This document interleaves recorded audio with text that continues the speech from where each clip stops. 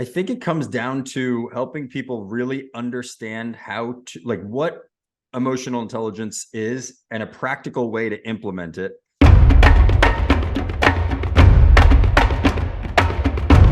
Today, we are talking about partnership and relationship building, but through the corporate lens. Sounds interesting, huh? So I'm talking to Alex Resnick. He is a CEO and founder of his company, Evolve Leadership. It's a training and consulting company where he teaches people that self-awareness, emotional intelligence, and communication skills are actually what get businesses their greatest ROI. He spent the last 15 years in sales, consulting, and training across startup and corporate worlds. He's got a wealth of knowledge.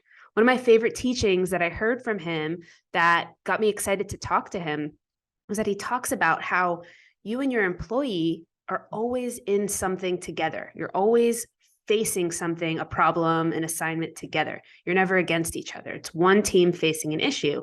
And that creates such a beautiful culture at work. And it reminded me that that's kind of the greatest advice that all married couples give, right?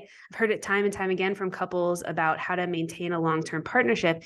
It's to treat each other like you're on one team facing issues together, no matter what they are, right? So it's a great conversation. We talked about male and female communication styles at work. We actually talked about how to reach more masculine men that might seem less in touch with their emotions at work. We talked about why people get defensive. And really just, we covered some great, simple actions for how to get more out of your work life and then how that directly translates to your home life.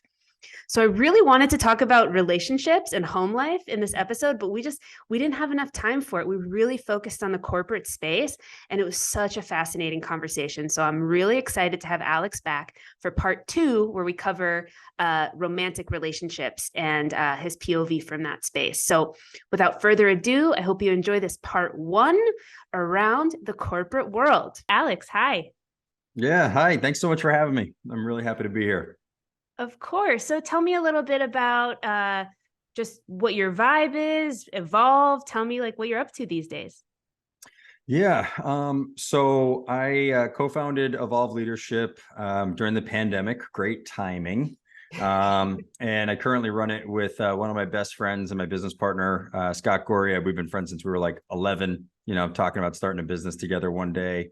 I had gotten Evolve running for maybe just about a year. And then he came on board. And basically what our mission is, what we're all about is, if we think about like a culmination of my whole career, just like the challenges that I had to overcome, the things that I had to figure out, the things that I was always the most passionate about, starting in college when I learned studied the emotional intelligence space, a light bulb went off for me where I was like, oh, this is really like practical personal development. And so I use the skills and the tools that I learned in that world to be successful in a sales career in the corporate world.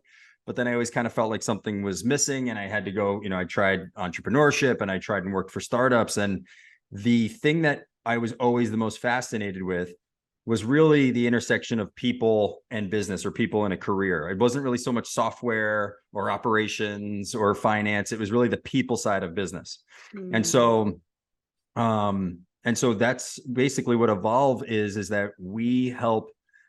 We usually work with companies. We also work with individuals, and we do emotional intelligence-based leadership and communication skills training.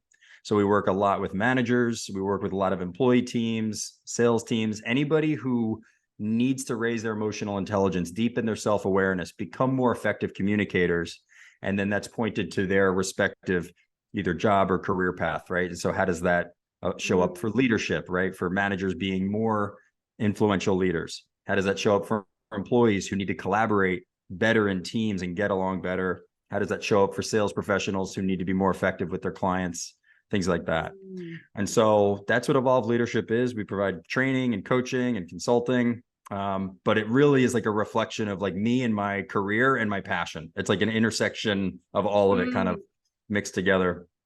And I'm glad you brought up, kind of that notion that we really are a partnership when we think about the relationships in our lives. And it doesn't have to be different just because we're in the workplace. And I know we're going to get more to the relationship, maybe personal side of the equation soon. But what you were saying earlier, I share this with managers a lot and leaders at companies. It's not you versus your employee. and you're trying to strong arm them into something. Mhm. It's you and your employee are on the same team, Mm. and your versus or your chat, you're working on the problem at hand, the challenge at hand, the obstacle that was in the way for something getting done. It's the same thing with a spouse or your partner. It, like you said, it is you and your spouse and your partner on the same team, not combating, not competing with each other, which we all can default to that. And I can Yeah. too. So it's like, I'm not, pointing any figures, but Yeah. when you have that mindset that we're on the same team, is much more collaborative. The people don't get as defensive. They don't feel as attacked. Mhm. And I think it's a very self-aware approach to relationships, communication, but also actually solving problems. Mm. Right? Mhm. I'm not here showing up trying to tell you why I'm right and you're wrong. That's not going to get us anywhere ever. Right. Totally. And so anyway, I'll just kind of pause there, but I'm glad that you brought that up in the beginning, because that's something that, like, it seems obvious, but it's rarely, I don't see it kind of executed that often in my line of work. So it's something that comes up a lot. Yes, I'm so passionate about it. So first off, I love the name Evolve. I think it's awesome. I think there's so many Thank you. layers to it. I'm sure you have all the layers Yeah. clear in your mind, but even for me, someone that's just learning about it, it's like the evolution of where we are now, like the paradigm shift of what's needed in business versus what used to be needed 50 years ago. Mm-hmm. The way that relationship uh just takes everything to a whole other level. And what do you think has been just like the biggest shift for some of the companies you've worked with after using your services? Yeah, it's a great question. I think it comes down to helping people really understand how to, like, what emotional intelligence is and a practical way to implement it. And and kind of zooming in even more, I focus specifically, I shouldn't say specifically, but we put a lot of attention around empathy and what I like to call empathetic listening. And I call it that instead of active listening for a number of reasons, and we can get to that. Yeah. And then also an emotional management, and kind of helping people be aware that countless times a day we are actually at a fork in the road with our conversations, with our relationships, with our choices, and we don't really realize it because we're running on autopilot. We kind of think and feel and say and do the things that we've kind of always done on a pretty regular basis. And so, to answer your question, where I think a lot of the big shifts come from helping people recognize that it's not actually this massive change that has to occur. It's not just like one day there's like this massive difference and all of a sudden you're a wildly different person. It's incremental change that happens over time. And a lot of that has to do with the self-awareness to recognize when you're in the middle of a conversation, especially a challenging one, that you can actually pay attention to your emotions. And then you could recognize that you're at that fork in the road. And instead of doing the thing that you've always done, which is maybe getting frustrated, irritated, defensive, angry, whatever it might be, you can recognize that you're there. And you can say, okay, I'm actually feeling this emotion. I can label it. I don't have to identify with it. I can label it and recognize it, not ignore it, but recognize that it's there. And then the big shift comes in. Can I choose a new course of action right now that I'm at this fork in the road that's led by empathy, compassion, curiosity, seeking to understand? Can I recognize that I'm here and maybe I'm being a little bit judgmental? Can I calm that down a little bit? Can I calm that ego down a little bit and be more open-minded with this person? And so that moment right there, the major distinction is separating yourself and recognizing that you can lead in a more compassion or empathetic way. And it doesn't have to be, it's not like, a lot of the men that I work with, like, they're afraid that that's going to make them soft or something. And it's like, no way. like, being understanding is not weakness. It's, if anything, it's strength. And so when people have that kind of aha moment, then there's a massive transformation that happens after that, because they realize that it's actually just a little adjustment to the conversation or the situations they're already having to have a more effective conversation, to connect with someone more deeply, or show up opinionated and judgmental and you lose them. It's just in those little moments that you can catch your emotion and then proceed in a more effective way. Does that make sense? It's like that. Yeah, little motion, and then a totally two wildly different courses of action take place after that. It could be a blow up argument or completely influencing a team and having them love you even more.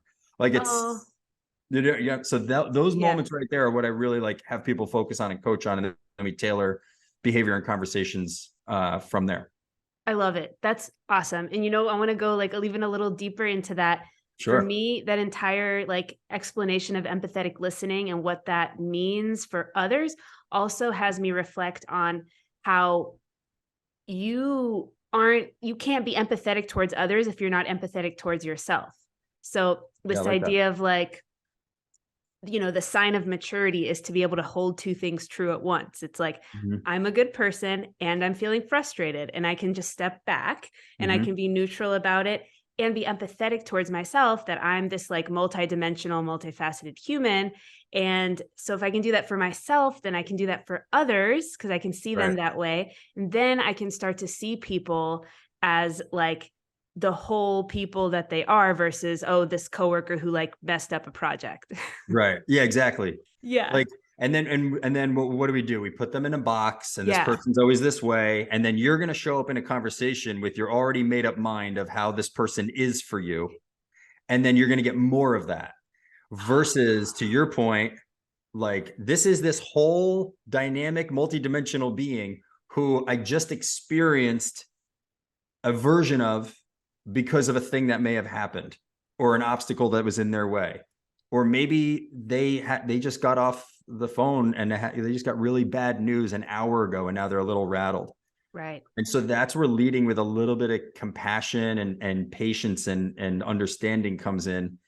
And then what a lot of people do from here is like they want to jump to the other extreme where it's like it doesn't mean like, yeah, sometimes the person may have actually done something that kind of like screwed you over. And Yeah. other times you find out that they just got the worst news of their life. And then all of a sudden it's not about you anymore. And you're like, well, oh my God, don't worry about the project assignment. Is everything okay? Right? Things shift. Yeah. It's extremely helpful. And one of the big byproducts of this too, and it's another big distinction to answer your previous question, is it helps people become more calm versions of themselves. Mm-hmm. And calm doesn't mean you're like always just like this, like floating on a cloud. It's just less bothered, Yeah. less agitated, Yes. more empathetic with yourself, as you said, and Yeah. with others. And you don't have to get so triggered and have an immediate reaction right after it. And Mm, it's like, yeah, like we don't really know all the facts. I don't need to jump to an opinion yet. Like, let's talk about it. I love It's like it. we could just calm down a little bit. Maybe you really did screw up. Okay, we can talk about it. We could still talk about it in a what I would like to say an emotionally intelligent way, which means I Totally. don't have to get all pissed off at you. We can recognize that our emotions just popped up, and we can take a look at them. And it's almost like this. It's weird. I almost visualize like it's like both parties like rise up above themselves. Like they're almost like they're observers of Yes. themselves. Like you're a little like puppet master back there. Do you know what I mean? Oh, I And love it. Your like higher self is looking down at you at your, yeah, I love that. yeah. And That's you're like awesome. talking about it almost as if you're observing. You're talking about it from a lens of observation and not Mm, a lens of it being wrapped up in like your identity and like totally. and who you are. So it's like, oh, I'm super impatient.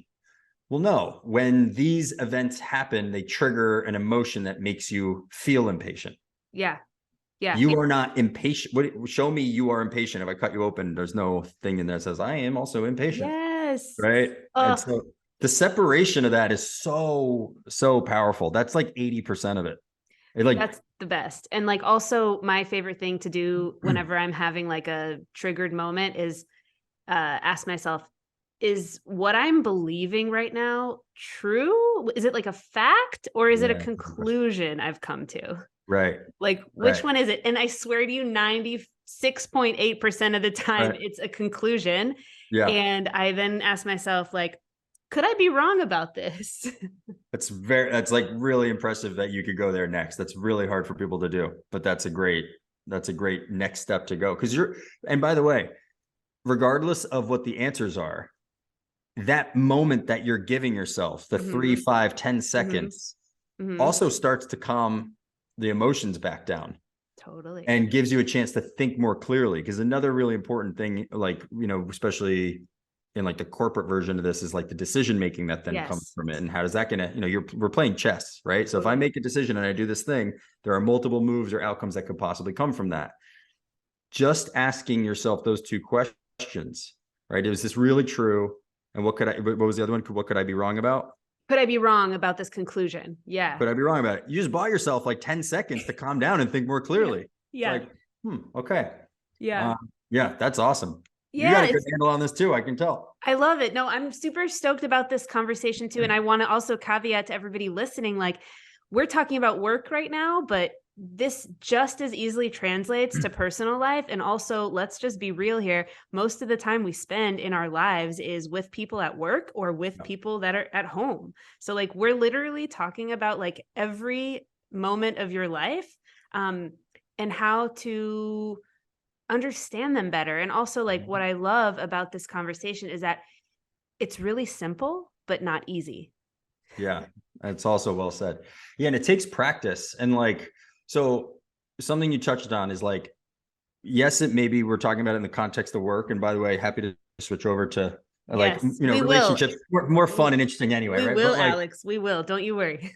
but like the work thing, if you think about it, like it shouldn't actually be separate because the common denominator to everything, whether it's at work, your personal life, your whole experience of life is humans, is your human connection, starting with the connection you have with yourself and the conversations you're having with yourself. And then the next most immediate thing is how you're connecting, relating to, and and relating to the world around you and the people around you. So I think the work context or the work environment is it's like a good arena to practice these things because you like kind of have to act fairly professional. You like kind of have to try versus if you come home, you could probably get away with like not trying at all around your family members. Yes. Like, right. So you could like, but you go into the library, you're going to whisper. Right. You're like, you're going to do that. You're going to kind of follow that rule. Yeah. You're not going to be like, no, I talk loud. It's inauthentic for me to whisper. It's like, just whisper. You're in a damn library. Yeah. Right. So work is kind of similar where it's like, you kind of have to have a level of professionalism and respect, even if it feels hard. So it's like practice. It's like it's just a great place to practice. And then it could show up in like the real game, if you will. And I don't really like love sports analogies. I'm not even like a huge sports guy, but this is like a good one where it's like practicing being an effective communicator in sales. I had to do that. Otherwise I'm not going to close deals and make a living. Right. But it also translated to me showing up in a much more effective way and probably more attentive and loving way and with my relationships and my friends and my family, because I was used to having to be like articulate and well-spoken. It wasn't like I just dropped all of that when I got home or was, interacting with people in my personal life. Right. So work is kind of this good environment where it almost forces you to practice developing these skills, because all of these things are skills. They all get strengthened like a muscle and they require intention. I can still get frustrated and pissed off and irritated. Part of the reason why I have to do this work is because that is my nature. I feel things very deeply. Yeah. I am a little bit intense. I'm the first person who needs everything. Everything I preach is because I need it too, and I have to live in it. I'm not like kumbaya all the time. So, but practicing it and strengthening these muscles over time, these, EQ, communication, emotional management muscles, is the difference between maybe 10 years ago, someone cuts me off in traffic and I'm pissed for an hour. And then something else happens and something else happens. And then the whole demeanor of my day was like kind of negative and a little bit chippy. And I can be a little bit of like a sarcastic asshole. And so that side, grew up in northern New Jersey, that side of me can show up easily. And now someone cuts me off. I'm like, emotion spiked. And then I'm back, 0 to 100. And then I'm back to like 20 in like 2 seconds. And then, 5 or 10 seconds later, I'm just like, I'm calm again. It's like, I don't stay there all day. It's so good. No, I just like a fun example. Actually, this happened to me recently at the job that I'm working at right now. One of the account managers assigned hours. We do a lot of hour allocations, and he assigned 14 hours on this project that literally within all of the templates for all of our projects and like knowing what this takes, it says 56 hours is how long it takes to do this assignment. And he assigned 14 hours. So like in that moment, I was just like, Idiot. what a jerk. He doesn't care about me. Like he hasn't. And then I was just like, oh, could I be wrong? Like, could I be wrong about him not caring about me? Like, of course I'm wrong about that. He literally has no idea how long this project takes because he's not, Right. he doesn't do it. He doesn't Right. work on that stuff. So literally all it was a, hey, did you know how long this takes? Well, let me tell you like all that's involved in this and why it takes so long. Oh, and then he was like, whoa, I had literally no idea what this was. And it was just such a easy, beautiful conversation of coming together. As opposed to like, what an asshole. That's exactly it right there. Like instead of judging and putting him in that box we were talking about a few minutes ago, Yeah. just sort of like, all right, well, let me just have a look. Let me just take a look at this. And maybe I do come full circle and find out that he made a decision that was very much in poor taste. Totally. And even that still could have just been a version of him, right? Versus like pegging his whole identity. Yeah. So yeah, props to you for doing that. It is hard, but you know what's interesting is like it's hard at first. And then it almost becomes like easier because you just rather not get bothered by bullshit. Yeah. And so That's you're good. like, even now, like news and stuff you see on social media that could be like triggering for everybody.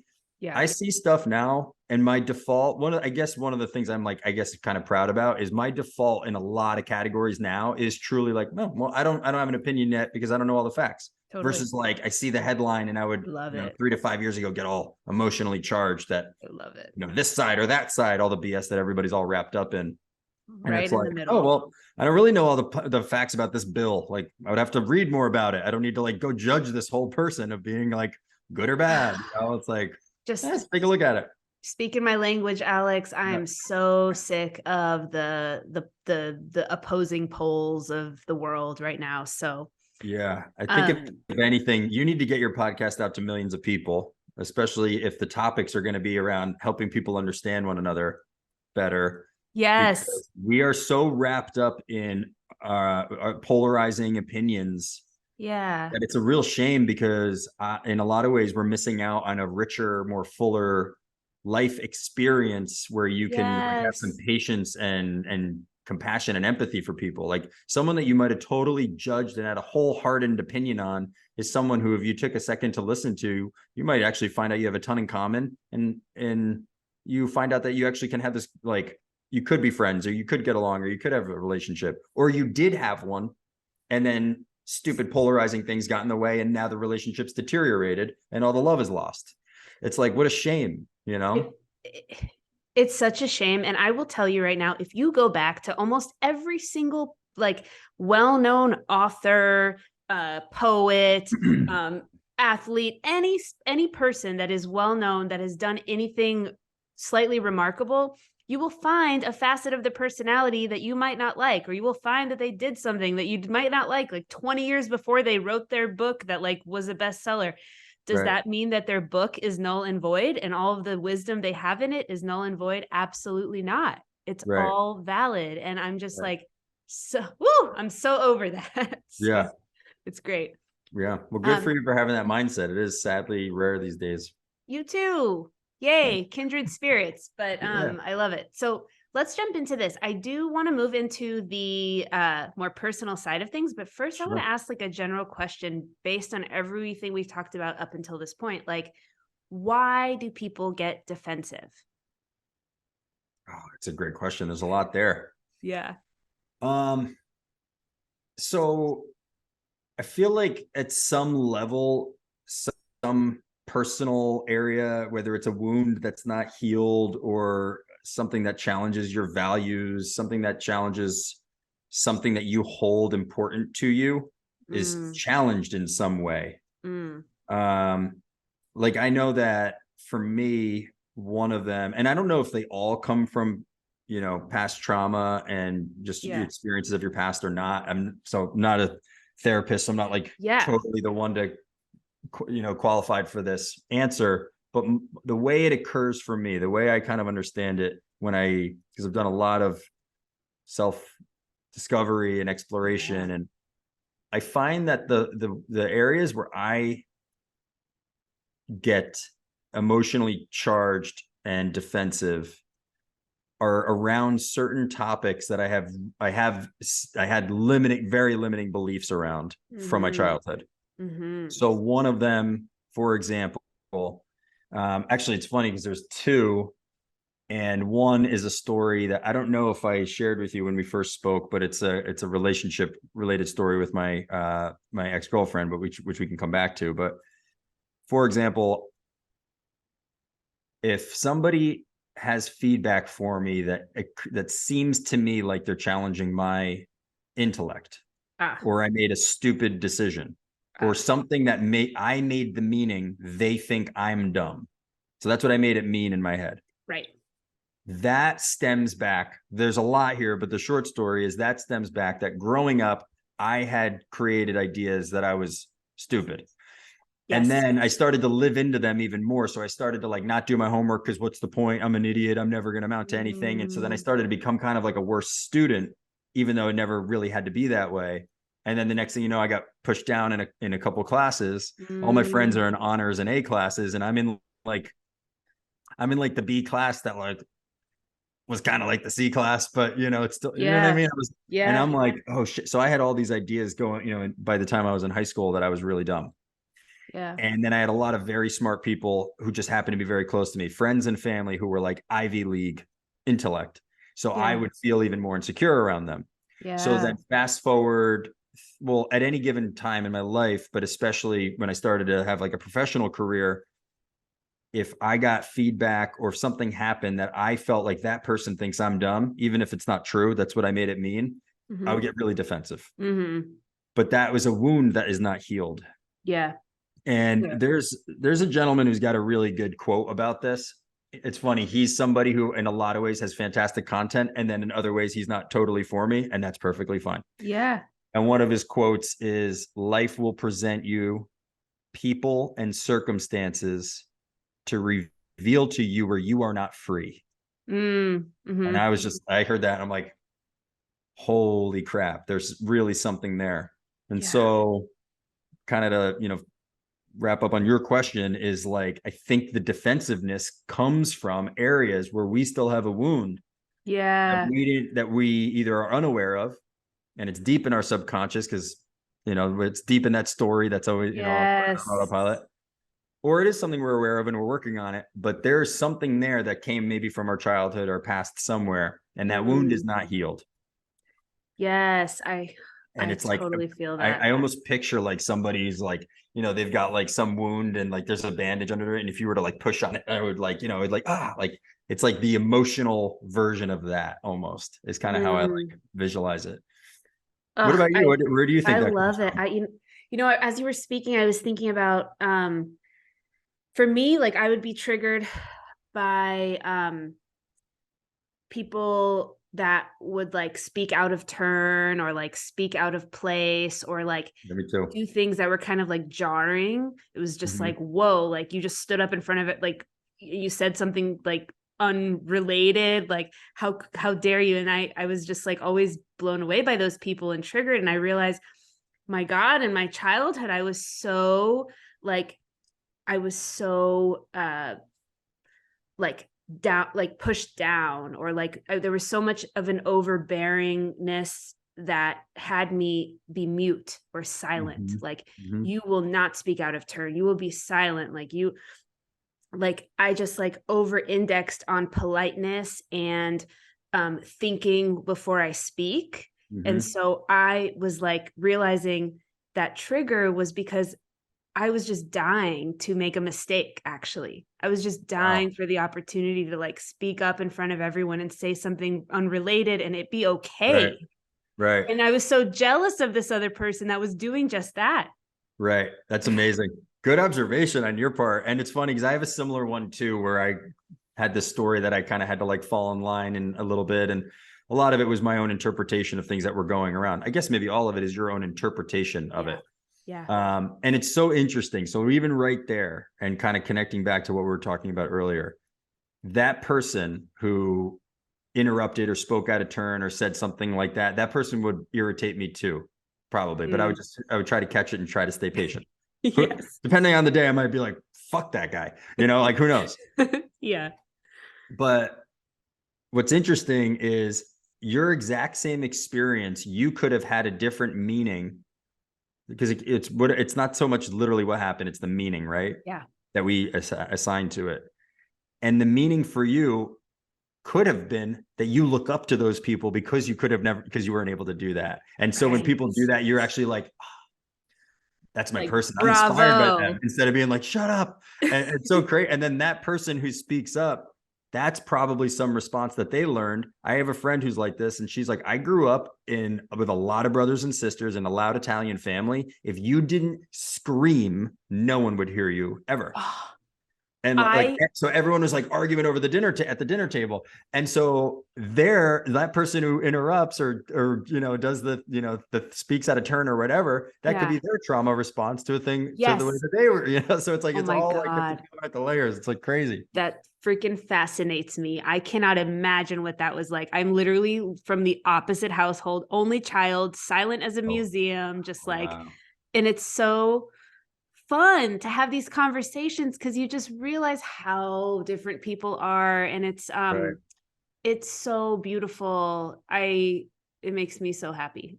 Yeah, it is. And it's also, and then back to, it is a more freeing way to live. It doesn't mean you bat 1,000. It doesn't mean that people never like hurt you. Like, it's just, you just realize how many things you don't actually have to take on or get offended by or get pissed off or whatever. And then if you do, you don't have to hold on to it all day. You could be calmed back down in a minute, maybe 10, maybe an hour, but like, you don't need, you like you said earlier, you can take a look at it and just assess it and tone it back down.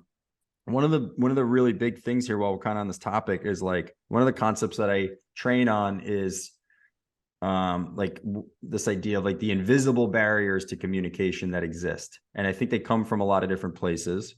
And I think a big one is your childhood trauma. And I know that even sometimes that word trauma is triggering for people who are like, oh, shut up with the word trauma already. But wounding, whatever. Wounded, yeah. Or just the stories, the things that happened to you in your past and kind of what you made them mean. And like, and so like, if you think about it, like I'll use this example where it's like, there could be, Jenny and Johnny, they're both 10 years old. Johnny raises his hand in class. He's got the wrong answer. Everybody laughs at him. And in that moment, he decides, I am never going to be embarrassed like this again. I'm not speaking up anymore. And fast forward, Johnny's 40 years old and in the corporate world, and he's still not speaking up in meetings, even when he has the answer 10 minutes before everybody else, right? Yeah. Jenny's sitting next to Johnny. She's 10 years old. She raises her hand. She has the wrong answer. Everyone laughs at her. She says, I never want to be embarrassed like that ever again. Exact same thing as Johnny. And she decides, I'm going to become even more studious.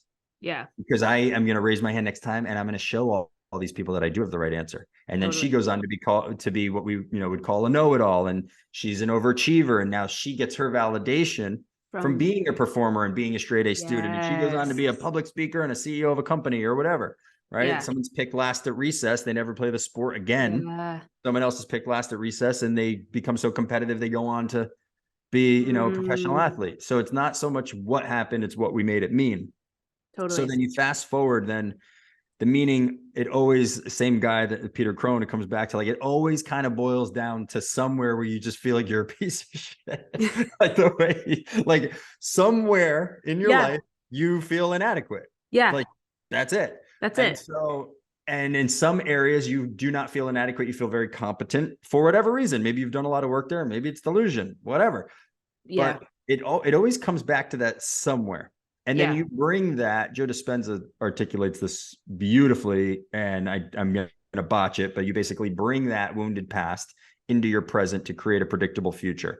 So if you know that there's a better way to say that Joe Dispenza talks about, but it's really interesting because then you're bringing all this stuff from your past, you bring it into your present moment.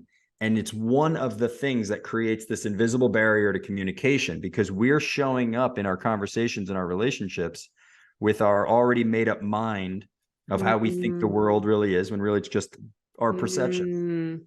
the lenses that we look through, the filters that we hear through.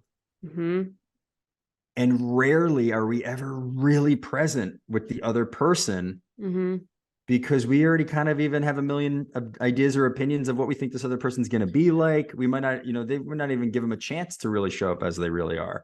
And so it's one of the invisible barriers to communication that I talk about. And one of the fastest ways to bring it down is, one, recognizing that that's where we all come from. And then two, leveraging empathy and empathetic listening to say, I don't need to know or to understand that I don't need to know everything that happened in this person's past, but I can get that they've probably been through some shit because they're a human and they're alive today. We've all been through some shit. So can't I just lead with a little bit of empathy to just try to get where they're coming from and what life is like for them? I don't have to agree necessarily, but I can take a look at it and try to understand it. And that helps bring someone else's barrier down. Because if you're showing up with a non-judgmental, present listening and present energy, then the other person feels safe or secure to then open up to you. So you can kind of lead with like, I'm going to bring my invisible barrier down. I'm inviting you to bring yours down as well, whenever you'd like, no problem. I'm not here to judge you. I am totally listening. And then if it's like in the work world, it's how can I help? If it's in a relationship, it's let's talk about what happened earlier. What was it about X that made you so frustrated with me? And then we turned into an argument. How do we, let's talk about versus you're an asshole, right? Like, I love it. I love it. I love everything you just shared. I love this idea of invisible barriers. I think the invisible barriers also, block us from things that we might want. Oh yeah, big time. That's a great call. Yeah, which is really interesting. It's like we're looking at the world through this lens, through this barrier, of course, but we're also just like the things we really desire are like out of reach because we are stuck replaying the same story from our past. And so it's like here now, and everything that we see, like all the matter around us, we've created based on that story. So you've got to like go back and change the story to change what you're actually able to grasp in real life around you. Right.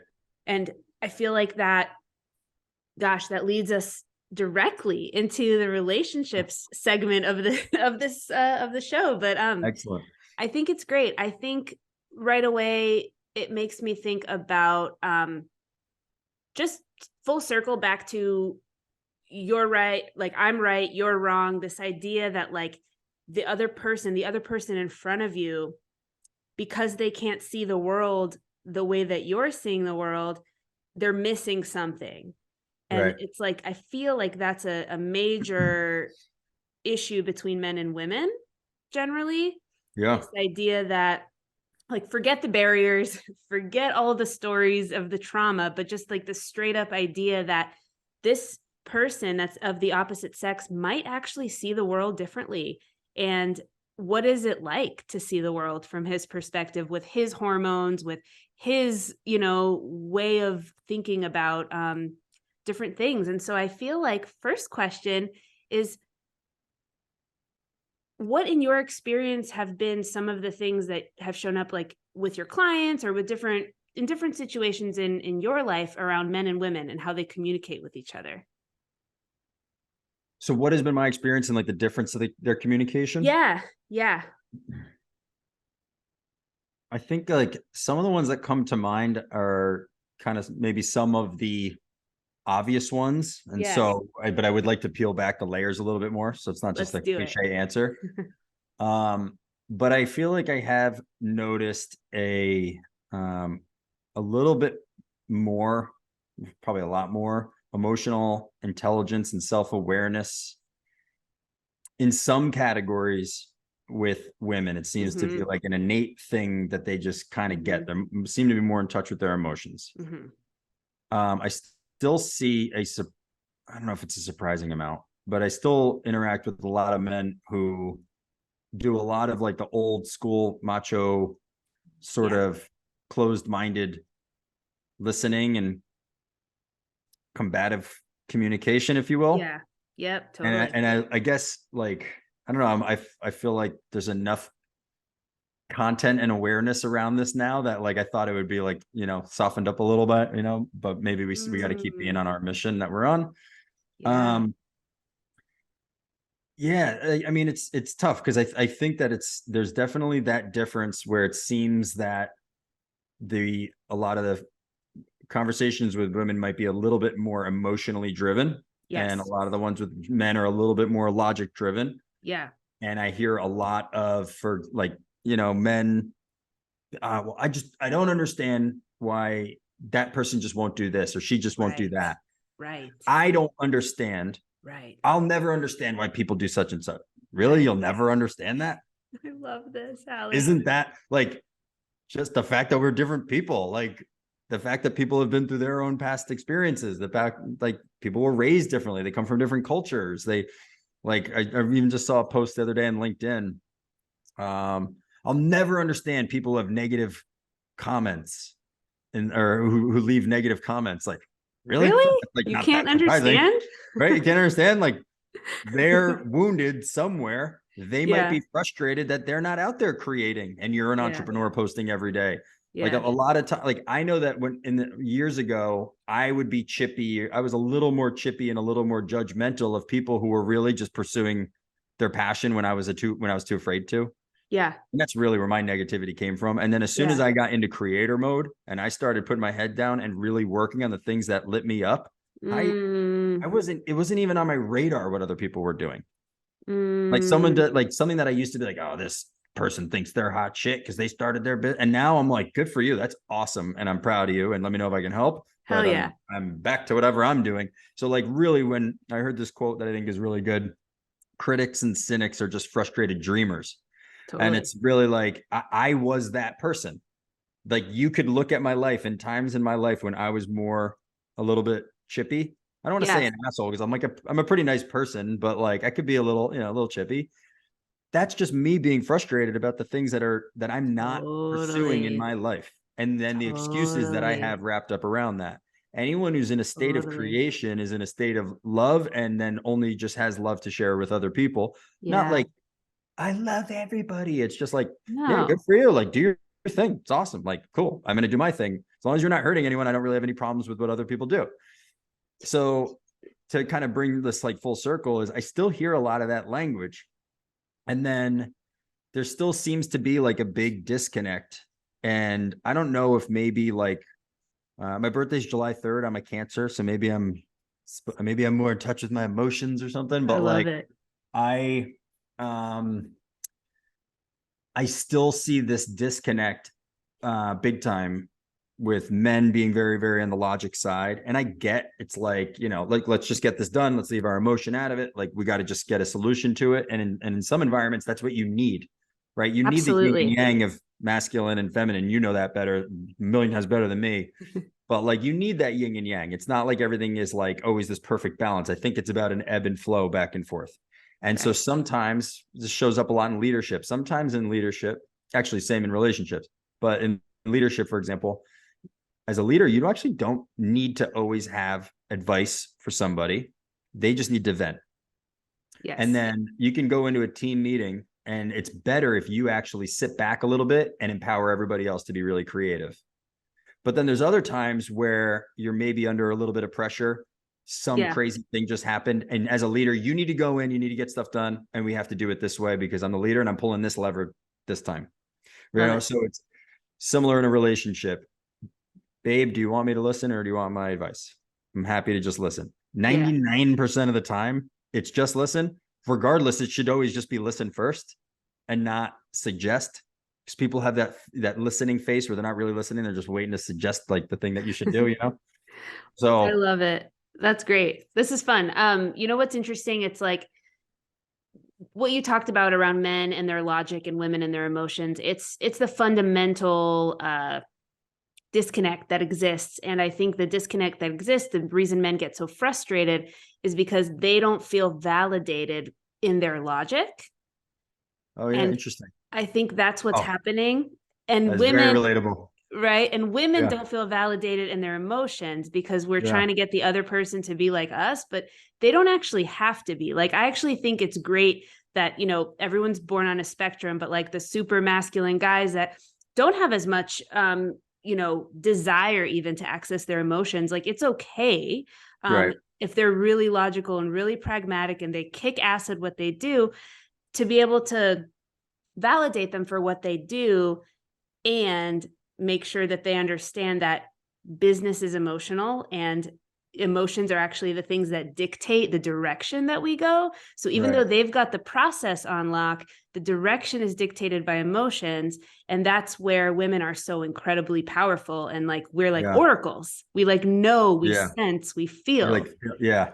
Every sales organization I've been a part of, there more and more it was women, and they were always the top performers. And then anytime I worked with any of them, I usually had women managers. They were so much better.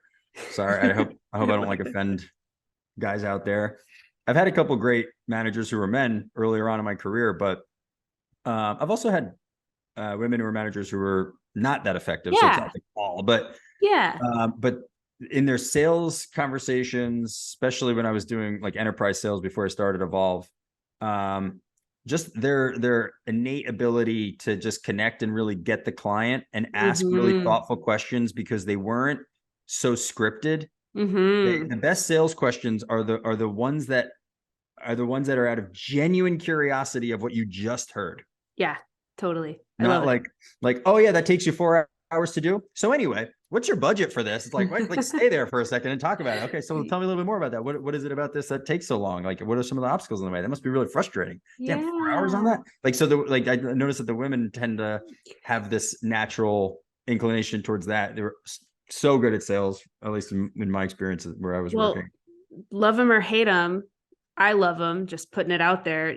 Jordan B. Peterson, like, will always talk about, you know, men like things more than they like people generally, and women like people more than they like things. Oh, wow. I didn't know that. I do like Jordan Peterson, by the way. Yeah.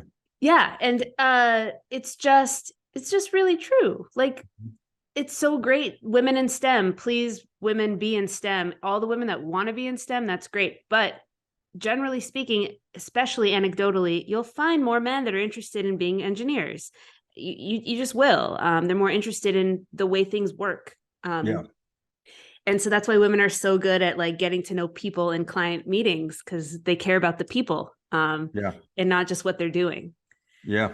I work with, I work with HR and sell into HR quite a bit. And I mean, when I'm pulling leads list or networking on LinkedIn, I could go a whole day without having a male contact in the HR department. It's like they bring the human element and keep the whole freaking company together. You know, with the culture, and like, and HR is having even more of a presence in the business world, which is great. But anyway, without going down a whole tangent, I love it. No, yeah.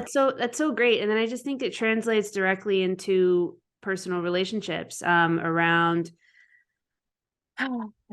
the emotional side of things and then the pragmatic side of things. It's like, I just heard something recently where it was like, men get so, this is the thing that happens all the time. I think I've heard this story maybe 25 times in my life. So it's just a constant. I'll have women say to me, I had a dream last night that my husband cheated on me.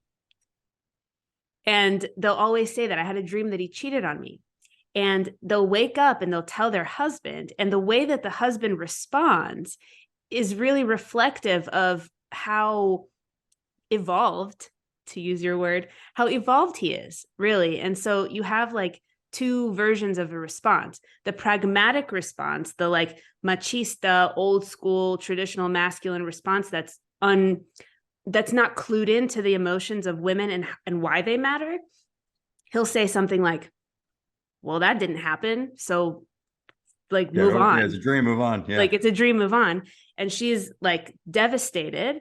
Right. And he doesn't understand why. Whereas the evolved guy would be like, baby, God, you love me so much. Like, oh, come here. Like, you love me so much. And she suddenly feels so validated because her dream was real to her. And the feminine is all about the unconscious space, the nighttime. So what happens there matters. And it's always trying to tell you something about how you feel about somebody. That's always Right. what the feminine is doing. And so it's just such a fun difference between men and women. It really is. What are your thoughts on, I'm gonna flip the script here Let's for a flip the script. question. In terms of what the work that I'm doing, and if I'm trying to help people become more emotionally intelligent, Yeah. and you mentioned a minute ago that men, like, obviously everyone's on a little bit of a Yep. spectrum, but men who tend to just genuinely really like not, I don't want to say not in touch with their emotions, or maybe they genuinely don't feel as much. I don't know. Again, like that's, I don't want to overstep my psychology boundary, but like, do you feel like, I guess just what are your thoughts on with EQ in the workplace and men who are really on the end of like, I don't feel much. I am very, pragmatic, Yeah. logical thinking. Like, like any thoughts on how to get through to them or how to help them connect? Yes. Yes. Oh my God. I love this. This is literally what I want to work on. You connect to the hero in them. That's what you Oh, do. These men are, they're born to serve. They're born to create containers. They're born to like make shit happen. This is like who they are in their souls. And so I feel so like the world is just telling these men that they're shit. And yeah. instead of helping them, that is doing the opposite. And also, we need these men. These are also the types of men that are like waking up at 4 a.m. to, do their crane operating job or like the garbage truck job. All these guys that are just like all about let's just do what's got to be done for the Mhm. world. I really respect and honor those guys. And yeah, a lot of them are less emotional than many others, and that's okay. And so I would always lead with what they're great at. Mhm. Always. That is Like like that. just a foundational pillar of like how to appeal to a masculine guy. And just because he feels so excited and he's like a hero. It's like you're talking to Braveheart or something. Yeah. And he's so excited. And then you can explain to him things and you can ask him, hey, do you have time to talk about something that's really important to me? And suddenly you've channeled this guy's hero, and then you've channeled his protector. You've channeled all these masculine archetypes that exist in him, and you're inviting the opportunity for something new to enter his mind, as opposed to, you suck, this is stupid, here's why you should do it the way I say, blah, blah, blah. That Right. doesn't work. Right. Yeah. I love that. And that's kind of similar to the approach that I take is I don't touch on so much with men like that, about so much about your emotions and what you're feeling and paying attention to Yep. that. And I focus a little bit more on, and again, this is just how it occurs to me. It's not like I this is love the it. only way to do it, Yes. but I focus a little bit more on the calm, non-judgmental energy that's just a little bit more patient. Like you could still, and it's like, dude, you could still be this. You're not emotional, and emotional intelligence doesn't mean being emotional. Yeah. But so I had to try to help them understand that it's like we're not here to gather around the campfire Mm-hmm. and like do the kumbaya stuff. I'm all for it. Mm-hmm. Like, don't get me wrong, but like a lot of people are Yeah. like, this isn't for me. I'm Yeah. like, all right, well, if your employee looks up to you and the hero story there, and all they really want from you is a little bit of approval or acceptance in their eye or in your eyes, and you could just be a little bit calm and patient with them. It Mm-hmm. doesn't mean you can't still be serious. It doesn't mean you can't still be very intentional and hold people Yeah. accountable, but you Yeah. could do it in a way that's like, hey, we're both supporting one another. We have mutual respect for one another. We're both going to get this Yeah. shit done because we work together, but I'm doing it from Yes. a place of love and Yes. support, and maybe even love's too much. So I'm doing this from a place of support. I want to see you successful. Together, Yes. we're going to be successful. And so what's on your mind? What are some of the obstacles that might be in your way from getting this thing done? And it's like, not the, well, why did you miss the deadline?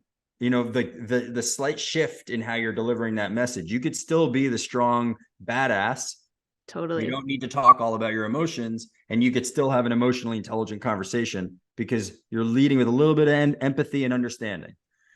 We don't Love even have to use the word it. compassion if it's too triggering for you. You're just trying to get where this person's coming from.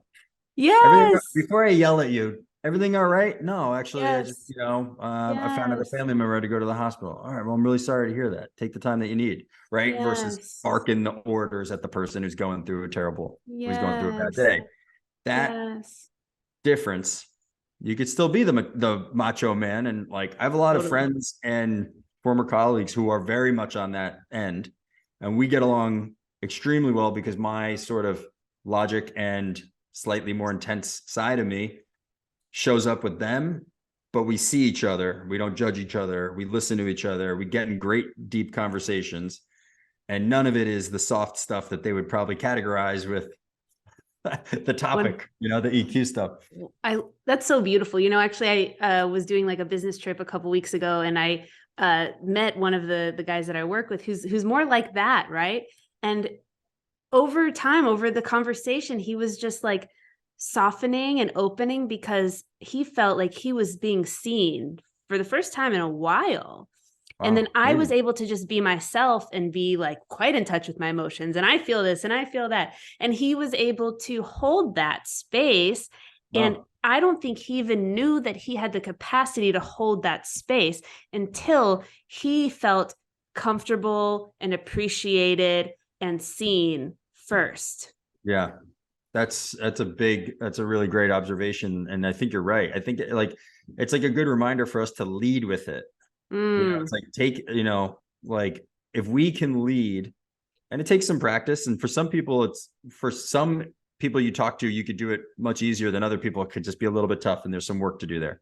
But if you can lead with being the person who's non-judgmental and making that other person feel seen and heard and understood, regardless of how mm, they're acting or behaving, you lead with it, be the mm. change you want to see, right? You take that ownership. You almost like you invite others to then let their guard down or their invisible barrier down. So your presence of being very present and non-judgmental made allowed him, it gave him the permission, so to speak, so for him to do that in return.